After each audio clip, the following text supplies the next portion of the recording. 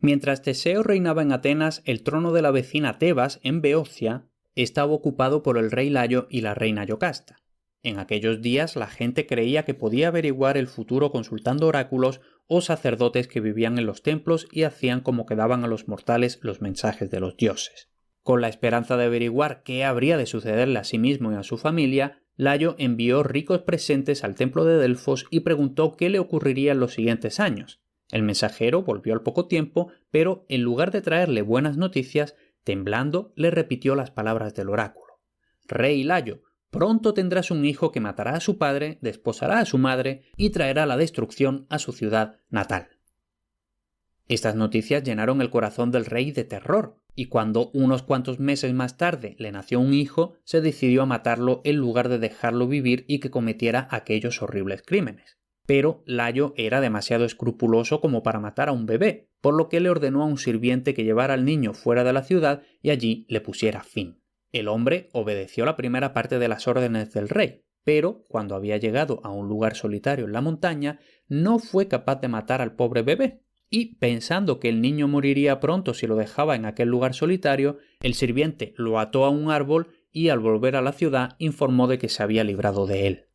No se hicieron más preguntas y todos pensaron que el niño había muerto. Sin embargo, no fue así. Sus llantos habían llamado la atención de un pastor que pasaba por allí y lo llevó a su casa, y como era demasiado pobre como para poder mantenerlo, lo llevó ante el rey de Corinto. Y como el rey no tenía hijos, adoptó alegremente al pequeño.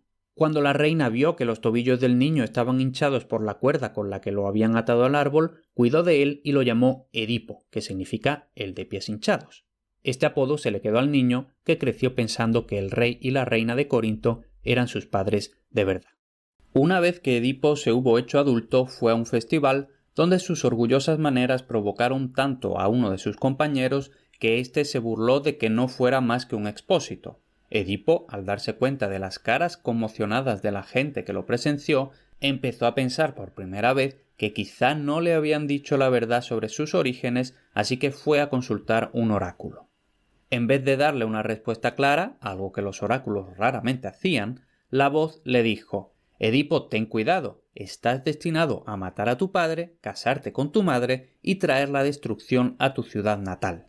Horrorizado ante la profecía y creyendo que el rey y la reina de Corinto eran sus padres y que las predicciones del oráculo amenazaban infortunios para ellos, Edipo tomó la determinación de abandonar su hogar para siempre. Ni siquiera se atrevió a despedirse de su familia, sino que se marchó solo y a pie a continuar su vida en otro lado. Mientras caminaba, iba pensando en su mala suerte y cada vez tenía más rabia contra la cruel diosa del destino a quien le habían enseñado que debía temer. Se le antojaba que esta diosa podía gobernarlo todo según su gusto y que era ella la que había dicho que él cometería los terribles crímenes que estaba tratando de evitar. Tras varios días de vagar sin propósito, Edipo finalmente llegó a una encrucijada. Allí se topó con un anciano que iba en un carro precedido por un heraldo que le mandó a Edipo de malas formas que dejara pasar a su señor.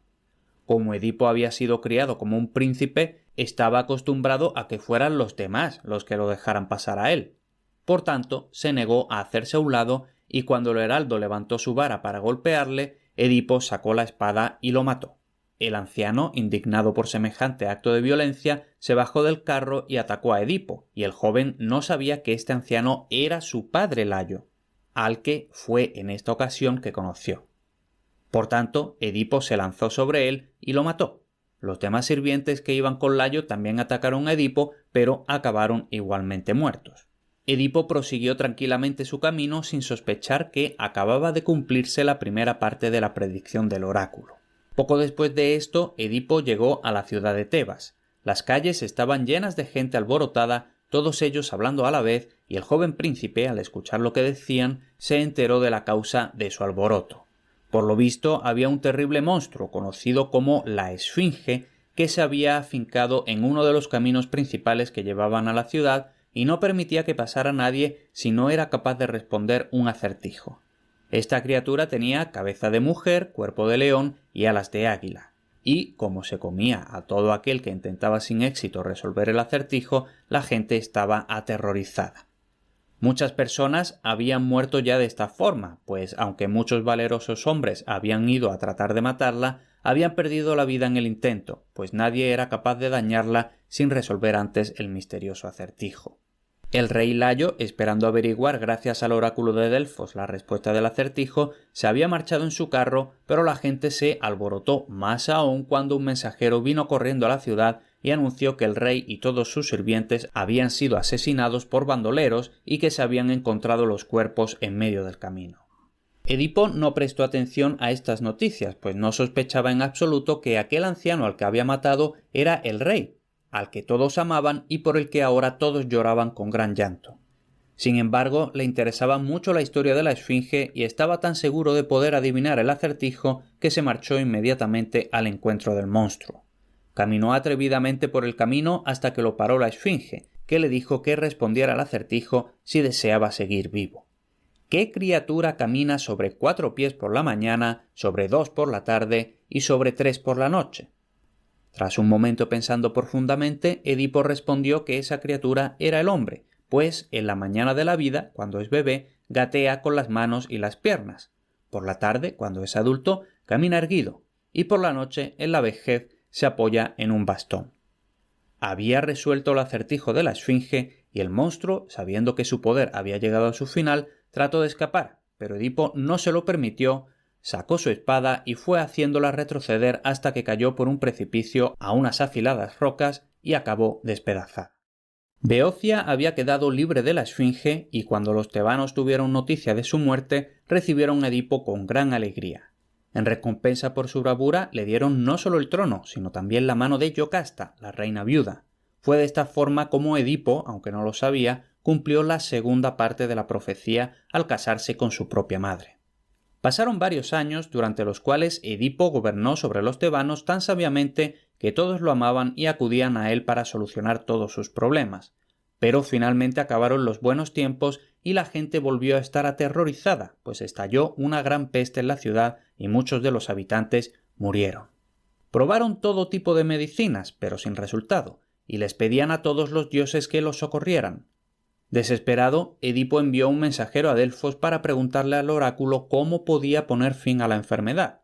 El oráculo, por una vez, dio una respuesta clara, pues dijo que la peste solo pararía cuando se encontrara y castigara al asesino de Layo.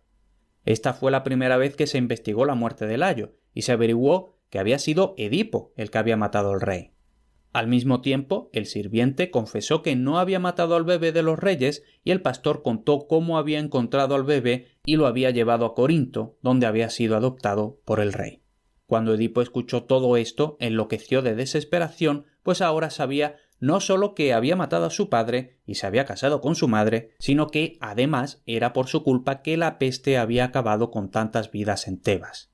Ante el horror y el pesar del descubrimiento, la reina Yocasta se suicidó, y cuando Edipo se enteró del suceso, fue corriendo a la habitación donde yacía muerta, tomó uno de los broches con los que la reina se aseguraba el vestido y se sacó los ojos con él, diciendo que, puesto que habían contemplado una visión tan penosa, no habían de volver a ver la luz del día. Para librar la ciudad de su maldita presencia y de esa forma, con suerte, salvarla de la amenaza de la destrucción, Edipo se desterró a sí mismo y se marchó viejo, ciego y pobre, pues no quería llevarse ninguna de sus riquezas con él. Partió penosamente, dejando su reino a sus 2 hijos, Eteocles y Polinices, y les dijo que cuidaran de sus hermanas Antígona e Ismene. Ismene lloró amargamente al despedirse de su padre, pero Antígona se puso la mano de su padre en el hombro y dijo que no lo dejaría solo, por lo que dejó la ciudad junto a su padre, al que iba guiando. Padre e hija vagaron de esta forma de un sitio a otro, sin encontrar descanso, pues todo el mundo se amilanaba ante la sola presencia de Edipo, quien, según decían, había sido obviamente maldecido por los dioses, dado que había cometido tan terribles crímenes. Tras muchos días de deambular y mucha fatiga, los exiliados llegaron finalmente a un oscuro bosque consagrado a las Erinias, las diosas cuyo propósito era castigar a los criminales atormentándolos toda su vida e incluso más allá. Cuando Antígona le describió a su pobre y ciego padre el lugar al que habían llegado, él le mandó que se quedara fuera, y él entró a tientas y pronto desapareció. Apenas se había adentrado cuando se levantó una terrible tormenta. El aire se oscureció, brillaron relámpagos, se oyeron truenos, los árboles se movían por el viento y, aunque Antígona llamó a su padre una y otra vez, no oyó ninguna respuesta. Al llegar la mañana fue a buscarlo, pero no encontró ni rastro de él. Entonces la gente de los alrededores le dijeron que las erinias se habían llevado a su padre para castigarlo por sus crímenes y Antígona volvió triste a Tebas. En cuanto llegó a la ciudad, Antígona se dirigió al palacio para contarles a sus hermanos y a su hermana la triste muerte de su padre, pero cuando entró en la casa, que una vez había sido dichosa, averiguó que había cosas más tristes que la muerte, pues sus hermanos ya no se querían, sino que habían comenzado una terrible disputa. Los infortunios de Tebas no habían acabado con el destierro de Edipo, y el destino seguía aún en contra de la desdichada ciudad. La peste, eso sí, había acabado, pero los dos jóvenes príncipes disputaban por la posesión del trono. Los dos querían reinar y ninguno estaba dispuesto a compartir el trono con su hermano. Pero, tras muchas disputas, acordaron finalmente ir turnándose para reinar en años alternos. Por supuesto, le tocó a Eteocles, el mayor, ser el que reinara el primer año, mientras que Polinices se marchó a visitar a Adrasto, rey de Argos. Allí fue recibido hospitalariamente y lo trataron estupendamente, pero, en cuanto terminó el año, volvió a toda prisa a Tebas para su turno como rey. Sin embargo, cuando llegó a la ciudad, Eteocles se negó a cederle el cetro y, tras llamar a sus guardias, se valió de su poder para expulsar a Polinices de la ciudad. Esto fue absolutamente injusto, pues las promesas siempre han de cumplirse. Además, enfureció tanto a Polinices que éste juró que volvería con un ejército y obligaría a su hermano a actuar de manera justa. Por tanto, Polinices volvió a Argos y no tardó en convencer a Adrasto y a otros 5 reyes y conocidos guerreros. Irían todos a Tebas para ayudarle a tomar el trono por la fuerza. Cuando Eteocles oyó que 7 reyes estaban en camino con un gran ejército para obligarlo a ceder el trono de Tebas, tomó la determinación de luchar para conservarlo a toda costa. Tras reforzar las murallas de la ciudad, almacenar grandes provisiones y asegurarse la ayuda de 7 bravos aliados, Eteocles cerró las puertas de Tebas y tranquilamente aguardó la llegada del enemigo. Mientras tanto, los 7 caudillos marchaban desde Argos hasta Tebas, y finalmente llegaron al bosque de Nemea, donde Heracles, el famoso héroe de Argos, había matado hacía tiempo a un terrible león. Este monstruo había vivido mucho tiempo en el bosque, llenando los corazones de la gente de terror, y cuando Heracles salió del bosque con la piel del león puesta sobre los hombros, se regocijaron. En honor a la victoria de Heracles sobre el león de Nemea, los 7 caudillos se detuvieron en aquel lugar para celebrar unos juegos que, según se decía, desde entonces se celebraban cada 3 años. Cuando la gente se reunía allí para ver las carreras y los combates de boxeo, les encantaba rememorar al famoso héroe que acabó con el león y a los 7 reyes que instauraron los juegos nemeos. Cuando Polinices y sus aliados llegaron finalmente a Tebas, encontraron todas las puertas cerradas y, aunque luchaban valientemente y trataban de entrar en la ciudad, durante 7 años no fueron capaces. Tras tanto tiempo, la gente dentro de la ciudad y también los de fuera estaban agotados a partes iguales del largo asedio, por lo que se acordó al fin que los 2 ejércitos se encontraran en una llanura cercana y lo resolvieran con una batalla campal. Los ejércitos estaban liderados por los 2 hermanos que se odiaban tan amargamente que, en lugar de esperar la señal para la batalla, se lanzaron el uno contra el otro y ambos cayeron antes de que nadie pudiera hacer nada. El terrible final de su disputa llenó de horror los corazones de los 2 ejércitos y acordaron una tregua para enterrar a los caudillos. Erigieron 2 piras funerarias una al lado de la otra y, tal y como era la costumbre en aquellos tiempos, quemaron los cuerpos. Cuando la leña ya se había quemado por completo, las cenizas se pusieron en urnas separadas, pues los griegos contaban a sus hijos que estos hermanos se odiaban tanto que incluso sus cenizas no se mezclaban. Esta historia de Edipo y su familia es solo un mito, pero es un mito muy conocido. Los griegos escribieron historias, poemas y obras sobre él, y todo eso es lo que debe conocerse si uno quiere estudiar la historia de Grecia. La terrible muerte de los 2 hermanos, Eteocles y Polinices, no acabó, como podrías haber imaginado, con el asedio de Tebas. En cuanto acabaron los funerales, ambos ejércitos reemprendieron la lucha y continuaron luchando hasta que todos los caudillos hubieron muerto, con la sola excepción de Adrasto. También la mayoría de los soldados habían muerto, así que Adrasto decidió marcharse a casa y esperar a que los hijos de los héroes caídos fueran lo suficientemente mayores para luchar y entonces continuar la guerra. Como consideraban que era su deber vengar todas las afrentas y especialmente la muerte de un pariente, Adrasto no tuvo inconveniente alguno en hacer que los jóvenes marcharan contra Tebas. Así pues, comenzaron un segundo asedio, que fue conocido como la Guerra de los Epígonos, o la Guerra de los Descendientes, porque los jóvenes guerreros retomaron la disputa de sus padres. Tal fue la bravura de estos jóvenes que lograron aquello en lo que sus padres habían fracasado y tras un largo esfuerzo tomaron la ciudad de Tebas.